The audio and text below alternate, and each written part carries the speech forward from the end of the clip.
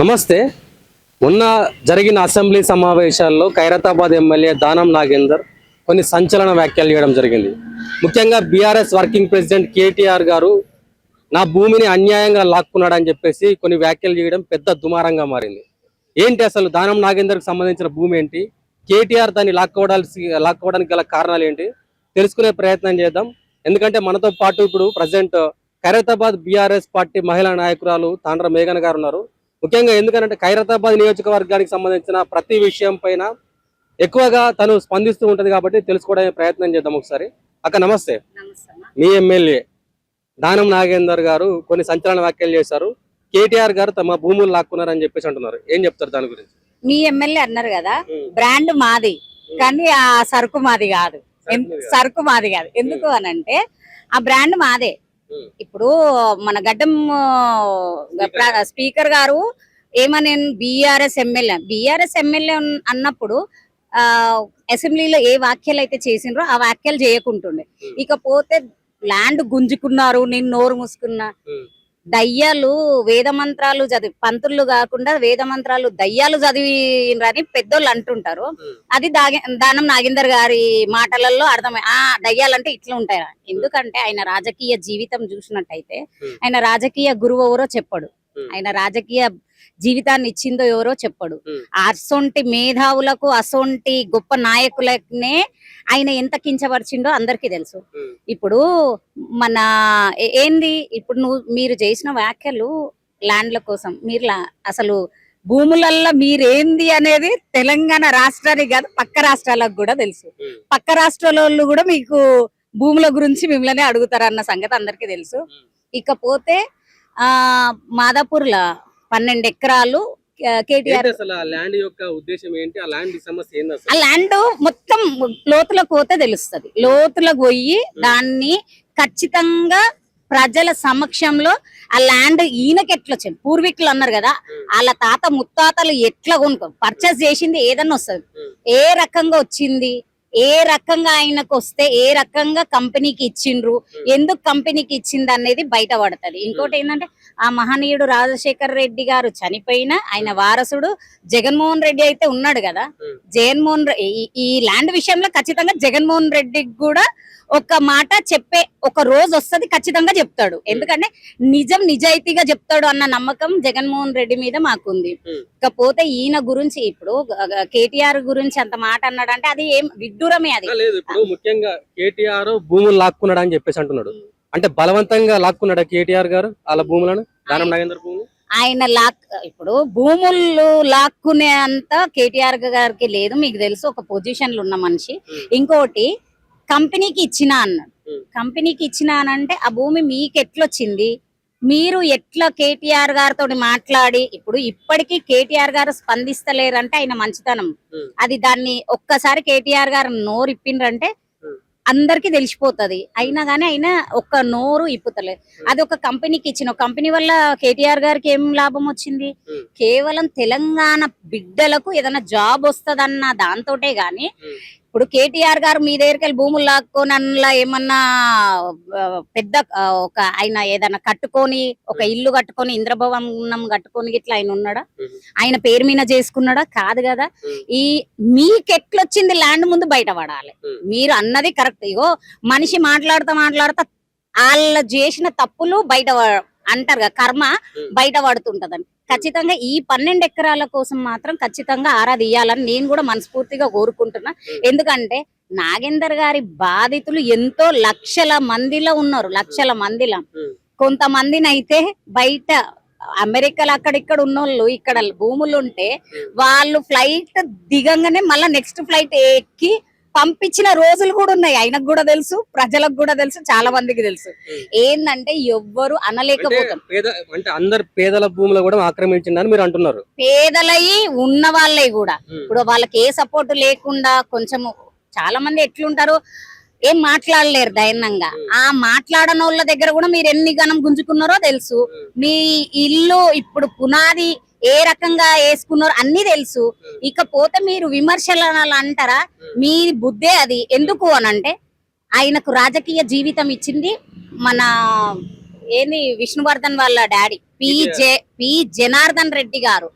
ఆ జనార్దన్ రెడ్డి గారినే మీరు లోపల ఎంత విమర్శిస్తారో కళ్ళారా చెవులారా నేను విన్నా. ఎందుకంటే 2018 లో మీరు మా పార్టీలో వచ్చిరు కాబట్టి ఆయనను విమర్శించే మీరు రాజశేఖర్ రెడ్డి దగ్గరికి వెళ్ళిండ్రు. రాజశేఖర్ గారి మరణం అనంతరము రాజశేఖర్ గారిని ఎంత విమర్శించి మన కిరణ్ కుమార్ గారి దగ్గరికి మీరు దగ్గర అయ్యిండ్రో అది తెలుసు. మళ్ళీ ఆ కిరణ్ కుమార్ గారి ప్రభుత్వం పోయినాక మీరు 2014 లా మీరు చేసిన అరాచకాలకే ఖైరతాబాద్ ప్రజలు బుద్ధి చెప్పి మిమ్మల్ని ఇంట్లో కూర్చుని పెడితే మీరు ఏడున్నారు. 18 వరకు మీరు ఏడ కనబడలేరు. 18 లో మీరు మిమ్మల్ని ఏరుకోరి కేసీఆర్ గారు బీఫామ్ ఇయ్యలేదు. మీరు బతిన్లాడితే మీరు ఎక్కడికెళ్ళి బతిన్ అన్ని హిస్టరీ ఉంది, అన్ని ఉన్నాయి, అన్ని వడ్డీ చక్ర వడ్డీతో సహా మేము కూడా ఇస్తాము.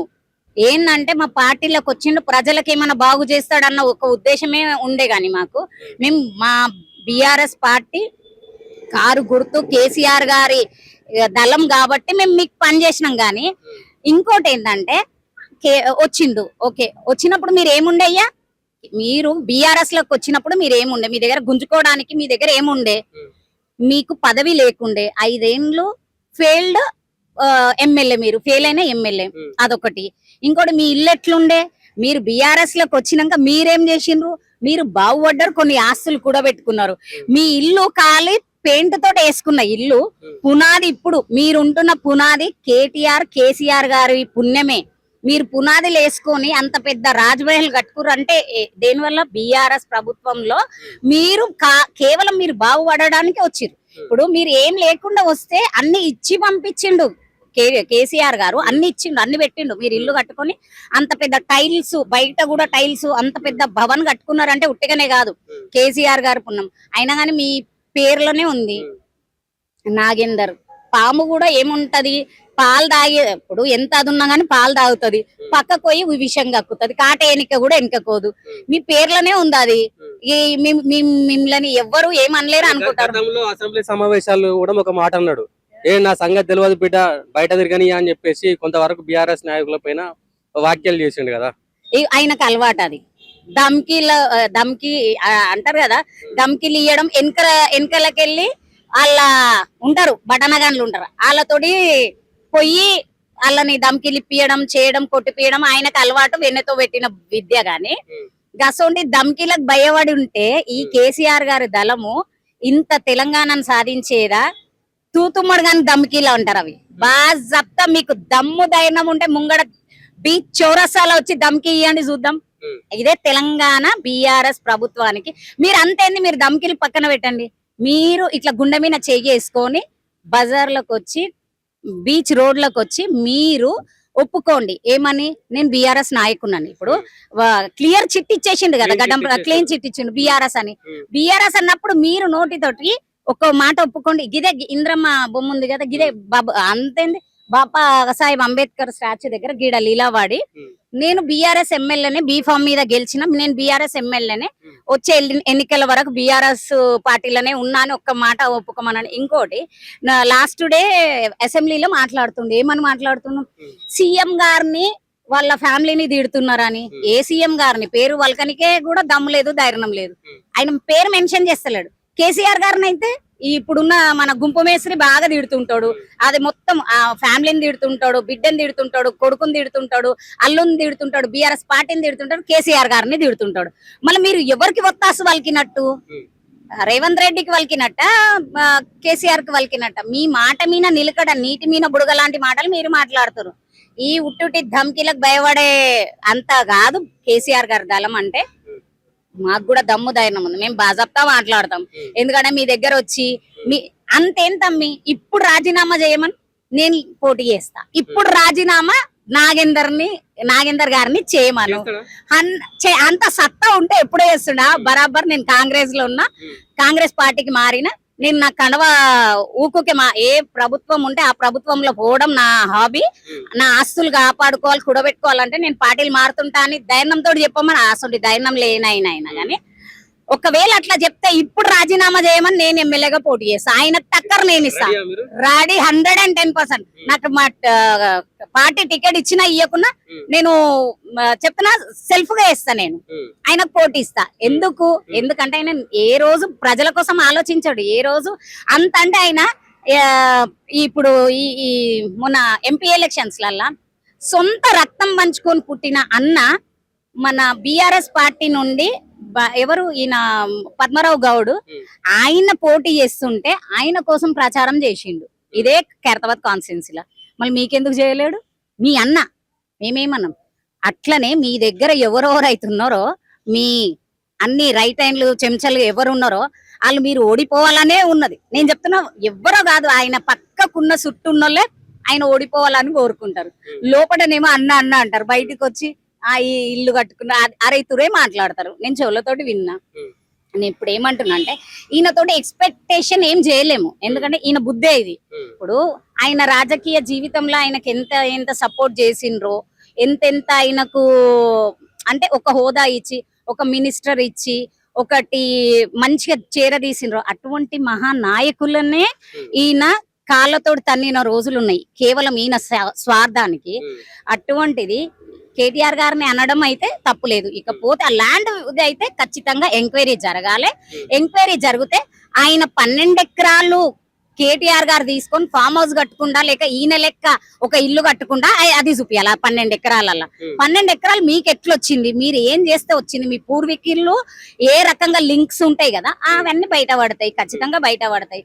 ఎందుకంటే మీరు చేసి ల్యాండ్ కోసం మాట్లాడడం, మీరు మాట్లాడడం అయితే విడ్డూరంగా ఉంది. ఎందుకంటే ఎవరిని ఇట్లా కదిలిచ్చినా చెప్తారు. ఈ మొత్తము హైదరాబాద్ బాద్షా, ల్యాండ్ల బాద్షా ఎవరు అని అంటే తిరుపతి రెడ్డి కంటే ఎక్కువ. తిరుపతి రెడ్డి వాళ్ళ అన్న ఏదో సీఎం అయ్యిండు కదా అన్న ముసుగులో చేస్తున్నాడు, కానీ తిరుపతి రెడ్డి కంటే ఎక్కువ హైదరాబాద్ బాద్షా, ల్యాండ్ల బాద్షా ఎవరు అంటే దానం నాగేందర్ అని అంటారు. అది 100%. ముఖ్యంగా మొన్న జరిగిన అసెంబ్లీ సమావేశాల్లో యశస్విని రెడ్డి గారు, మీరు ఒక మహిళనే, యశస్విని రెడ్డి గారు కొంతవరకు బీఆర్ఎస్ పార్టీ పైన దూకుడుగా ప్రవర్తించారు. బిఆర్ఎస్ ప్రభుత్వం మీద దూకుడుగా ప్రవర్తించలేదు. ఆమె ఏమన్నదంటే, ఆమె అసెంబ్లీకి వచ్చినాము కొన్ని నేర్చుకోవడానికి, కొన్ని మాట్లాడడానికి, ఏమన్నా మాకు తెలియాలి నేర్చుకోవడానికి. అమ్మ యశస్విని రెడ్డి, ముందే నువ్వు ఏం మాట్లాడతావో తెలియదు. నువ్వు ఏది మాట్లాడినా గానీ అది ఎక్కువ ట్రోల్ అయితేనే ఉంటది. ఇంకో ముచ్చట ఏంటంటే, మిమ్మల్ని పరిపాలిస్తున్న మీ నాయకుడు ఇప్పుడు తెలంగాణ రాష్ట్రాన్ని అయితే పరిపాలిస్తలేడు, తెలంగాణను దోసుకుంటున్నాడు.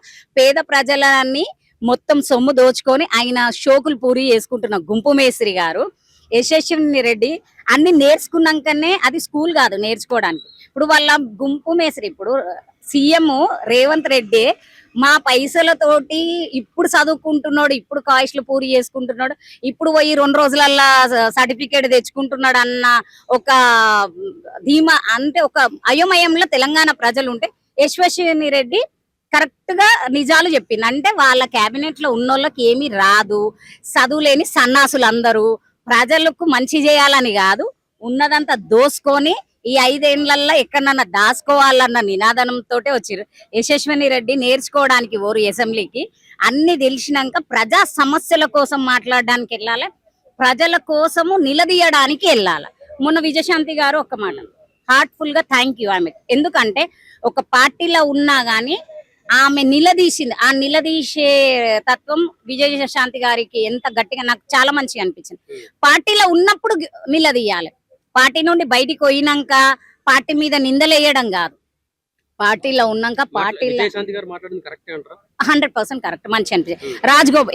At a time Rajagopal Reddy గారు కూడా, ఆయన కూడా పార్టీలో ఉండి పార్టీని విమర్శించడం అని అంటే కలేజా ఉండాలి. అటువంటి కలేజా మన విజయశాంతి గారికి, ఆయన రెడ్డి రాజగోపాల్ రెడ్డి గారికి ఉంది. ఆమె ఒక దద్ది నేర్చుకోనికి, ఇప్పుడు అసెంబ్లీకి నేర్చుకోనికి వస్తుందంటే ఆమె ఇప్పుడు ఉన్న ఇంకా 2 ఏళ్ళన్నరలా ఇంకా ఏం నేర్చుకుంటది? ప్రజలకు 6 గ్యారంటీలు 420 హామీలు ఇచ్చినవి అవి అడగండి మీరు. ఏ ఒక్క రోజు బస్ ఫ్రీ కంటే ఇంకా ఏదన్నా వచ్చిందా? ఏ పథకం అన్న వచ్చిందా?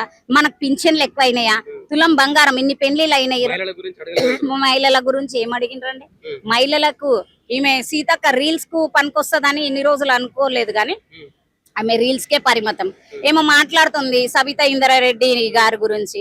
అసలు ఈమె స్థాయి సబితా ఇంద్రారెడ్డి గారి గురించి ఒక హోమ్ మినిస్టర్ చేసింది ఆమె. ఆమె పార్టీ నుండి గుండె మీద రాయి పెట్టుకొని మరీ బయటికి వెళ్ళింది. ఆడ జరిగిన అవమానాలే గాని, ఆడ జరిగిన ఒక నీచమైన రాజకీయ కుట్రనే గాని. ఎందుకంటే మన కాంగ్రెస్ ప్రభుత్వంలో ఈ ఉన్న మన గుంపు మేస్త్రి ఏ కరుడు గట్టిన నాయకులని ఒక హోదాలో పెట్టిండు, ఏ కరుడు గట్టిన నాయకులని ఒక మంచి పొజిషన్ ఇస్తున్నాడు. వాళ్ళనంతా ఆయన బ్యాచ్, ఆయనకు ఎవరైతే జేజే కొడతారో వాళ్ళని. ఈమె కూడా నేను అనుకున్న ఒక మహిళ కదా, నిలదీస్తుంది కదా, ఒక మంచి అది అనుకున్నా. కానీ ఆమె మొన్న అసెంబ్లీలో కనీసం ఏది ఒక తులం బంగారం కోసం ఆమెకు కూడా తెలుసు ఉండొచ్చు. ఎందుకంటే కింది స్థాయి నుండి వచ్చింది కదా. ఒక తులం బంగారము ఒక పెళ్లిలో ఎంత అవసరం, దాని ముచ్చట ఏమన్నా మాట్లాడిందా? సీతక్క మాట్లాడలేదు. పోనీ 4000 పింఛను మహిళల కోసం, మహిళా పింఛను ఎంతసేపు ఫ్రీ బస్ అని ఒక శాస్త్రం ఉంది. మట్టి కుండలు పెట్టి లంక బిందెలు ఎత్తుకుపోయినట్టు లంక బిందెలకు వచ్చిండు, అవి దొరకలేవు. ఇప్పుడు ఏంటంటే ఉట్టి కుండలు పెట్టి మట్టి కుండలు పెట్టి నిండు కుండలు తీసుకుపోదామన్న దాసలో ఆయన ఉన్నాడు. ఆయనకు ఈయన భజన చేసుకుంటే వీళ్ళు ఉన్నారు. ఇక అందులో ఆడోళ్ళు ఉన్నా గానీ ఆ 2 మంత్రులు ఉన్నారు. మన పాపం కొండ సురేఖని అయితే నవ్వొచ్చింది. ఏదో గుడికాడికి కొత్త ఒక ఆమెని బాగున్నావా అని పలకరి, నీ పేరేందమ్మా, నువ్వు ఎవరు అని అడిగింది. ఎంత ఇజ్జత్ పోయింది అంటే, మీకొక స్థాయి లేదనలా. మీరు ఒక మినిస్టర్ అయి ఉండి మీకు ఒక స్థాయి లేదు అని అంటే సామాన్య ప్రజలకి బతుకులు ఏమవుతుంది? వాళ్ళ గురించి మీరు ఏం అడుగుతారు? మీరు ఏమి అడగరు. అంతే. ఇంకా ఏంటంటే ఈ 2.5 సంవత్సరాలు ప్రజలు అనుభవియాల్సిందే. అందులో ఉన్న 3-4 ఆడోళ్ళు కూడా ఏం మాట్లాడేంత లేదు. భజన చేస్తారు. భజన బాప్తిలు అందరు భజనలే తయారయ్యారు. మీరు లాస్ట్ అసెంబ్లీ రోజు చూసిన లెక్కలు చూస్తే ఎంతసేపు సీఎం గారు ఫ్యామిలీని అంటారు, సీఎం గారిని అంటారు, సీఎం అని సీఎం గారి గురించే మాట్లాడిర్రు. కానీ ఏ పేద ప్రజలకు ఎటువంటి బెనిఫిట్స్ రాలేవు. మీరు ఇచ్చిన 420 హామీలే గాని, 6 గ్యారంటీలే గాని ఎటువంటివి రాలేదు. దాని గురించి ఏ ఎమ్మెల్యే గాని, కాంగ్రెస్ ఎమ్మెల్యే గాని నిలదీసిందా?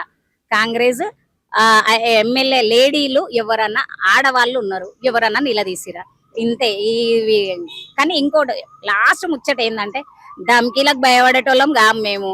అసలు ధమ్కీలు ఎన్నో తట్టుకొని తెలంగాణను సాధించడంలో వన్ ఆఫ్ ది పార్ట్ గా కేసీఆర్ వెనకాల నడిచిన వాళ్ళం. గీసోంటి ధమ్కీలతోటి కేటీఆర్ భయపడడు, కేటీఆర్ తో పాటు మేమున్న సైన్యం ఎవ్వరం భయపడం.